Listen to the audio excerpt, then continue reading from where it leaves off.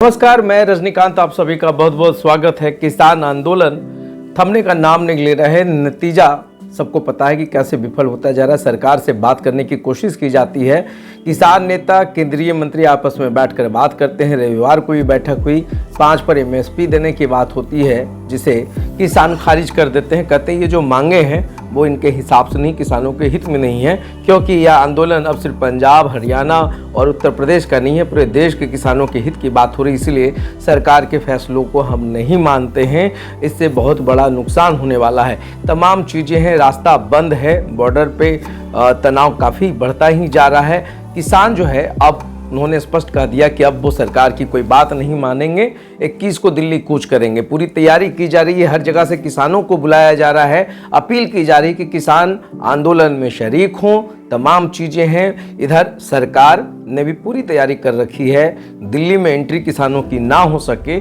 इसके लिए बैरिकेडिंग से लेकर फेंसिंग की गई है, सब कुछ है। पुलिस बल का प्रयोग किया गया है और हर चीज़ है। प्रतिनियुक्ति अगर देखें तो लगेगा कि दिल्ली में ना घुसे, इसके लिए पूरी मुकम्मल व्यवस्था, प्रशासनिक अमला तैयार है और इस बार किसान भी आर पार के मूड में है।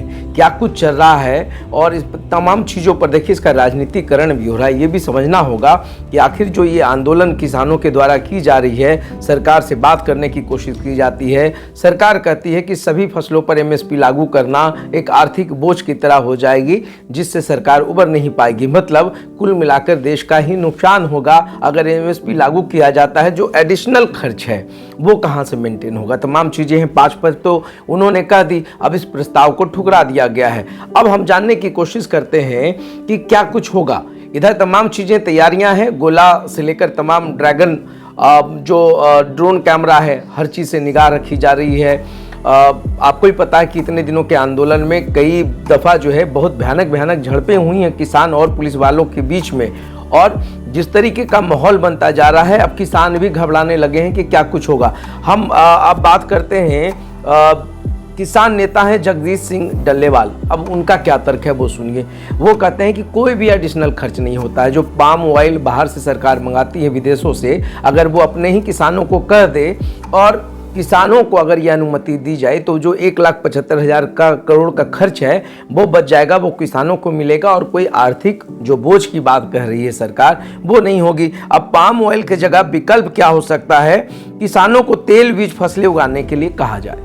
यह डल्लेवाल कह रहे हैं कि अगर यह कहा जाता है तो जो पाम ऑयल के लिए 1,75,000 करोड़ सरकार खर्च करती है वह भारत में ही रह जाएगी, किसानों के हित में हो जाएगी। तमाम चीज़ें हैं। सरकार का अपना एक जो सिस्टम है, जिस सिस्टम के तहत या जिस रेवेन्यू मॉडल की बात की जाती है, उसमें कहना है कहीं ना कहीं सामंजस्य की स्थिति नहीं बन रही है।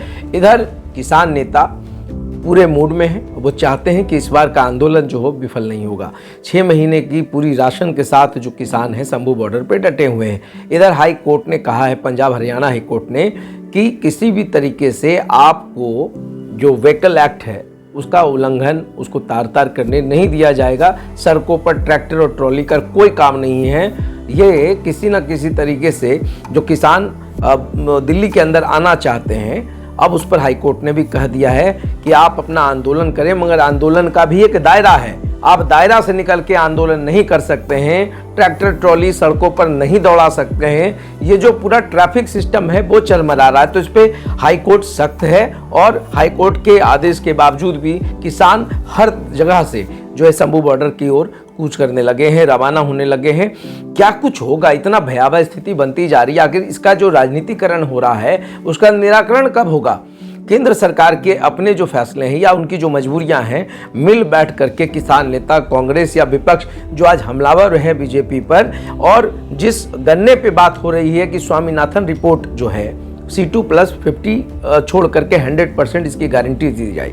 एमएसपी पे भी किसान कह रहे हैं कि जो फसल है जब वो खुले रेट बाजार में जाते हैं या कोई निजी कंपनी में जाते हैं तो जो एमएसपी की गारंटी दी जाती है या दी जाएगी उस पर ही खरीदारी हो। कुल मिलाकर किसान अपने हित की बात कर रहे हैं और साथ साथ यह भी कह रहे हैं कि यह मुद्दा सिर्फ पंजाब हरियाणा का नहीं, पूरे देश का है। अब जो राड़ की स्थिति बनती जा रही है, दोनों तरफ से राड़ है। किसान झुकने को तैयार नहीं है, केंद्र सरकार के पास बहुत विकल्प नहीं है, वो कोई झूठा आश्वासन नहीं कर सकती है क्योंकि 2024 का चुनाव सर पे है। ऐसे में परिस्थितियां क्या कुछ हो सकती है, इस पर भी सरकार निगाह बनाकर बैठी हुई है। और अभी जो बॉर्डर पे है, जो मीडिया कवरेज के लिए एक अलग से कार्ड बनाया जा रहा है, क्योंकि इस आंदोलन में ऐसी सूचना मिल रही है या ऐसा अनुमान लगाया जा रहा है कि कहीं एंटी सोशल एलिमेंट इसमें ना घुस आए। अगर ऐसा होता है तो किसान आंदोलन का जो रुख होगा वो कहीं और किसी और दिशा में भी जा सकती है। तो इस पर भी सरकार सोच रही, समझ रही है। किसानों का कहना है कि हम इसी देश के नागरिक हैं, हम अपने चुने हुए नुमाइंदों से बात करना चाहते हैं, हमें दिल्ली जाने दिया जाए, शांतिपूर्ण प्रदर्शन करना चाहते हैं। सरकार जिस तरीके से फेंसिंग कर रही है, बड़े बड़े बोल्डर्स लगा रही है, जो बैरिकेडिंग कर रही है, लग रहा है जैसे हम लोग बॉर्डर के उस पार से आए हैं और सरकार हमारे लिए इतनी व्यवस्था करके रखी है। क्या कुछ हो सकता है, क्योंकि कांग्रेस राजनीति करने से बाज नहीं आ रही है। कांग्रेस भी चाह रही है कि इसका जितना लाभ ले सके, सरकार को जितना डिफेम कर सके, किसानों का जो एक वोट बैंक है, बड़ा वोट बैंक है, उसको रिझाने की कोशिश की जा रही है। दोनों तरफ से यही खींचातानी है। मगर इस पूरे किसान आंदोलन में जो आपने देखा होगा, महिलाओं का एक बहुत बड़ा जत्था आया हुआ है। बहुत सारे लोग हैं, ट्रैक्टर ट्रॉली पे राशन लाद कर वो आए हैं। पूरी तरीके से 6 महीने का जो आप कह सकते हैं कि तैयारी है, तो इस 6 महीने में देश की स्थितियां क्या हो जाएगी, कितना भयावह हो जाएगा, इसका भी अनुमान लोगों को नहीं है।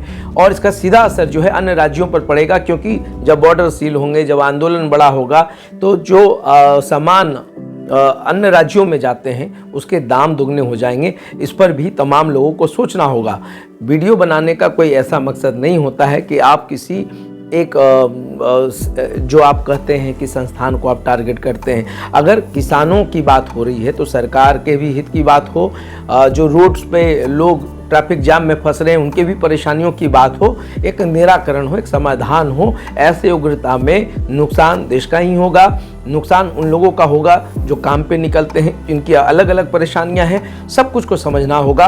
केंद्र बैठ जाए, सरकार बैठे, केंद्र सरकार बैठ जाए, किसान बैठ जाए, और जितने भी अपोजिशन पार्टी के लोग जो हाय तौबा मचा रहे हैं वो भी साथ में बैठे, इसका निराकरण करें, क्योंकि ये देश के हित की बात है और सब कुछ समझना होगा। आप अचानक से चीज़ों को इस तरीके से प्रेशराइज करके अपनी मांगों को नहीं करवा सकते हैं पूरा।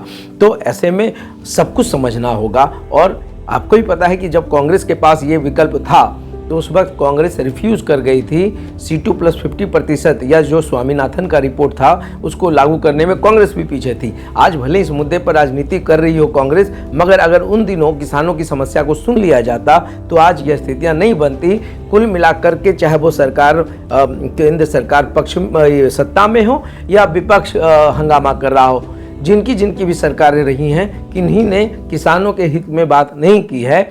स्वामीनाथन जी को, अगर MS स्वामीनाथन को जिस तरीके से भारत रत्न दिया गया, चौधरी चरण सिंह जो किसान आंदोलन के जनक रहे, किसानों के हितैषी रहे, उनको भी, पूर्व प्रधानमंत्री, उनको भी भारत रत्न दिया गया है।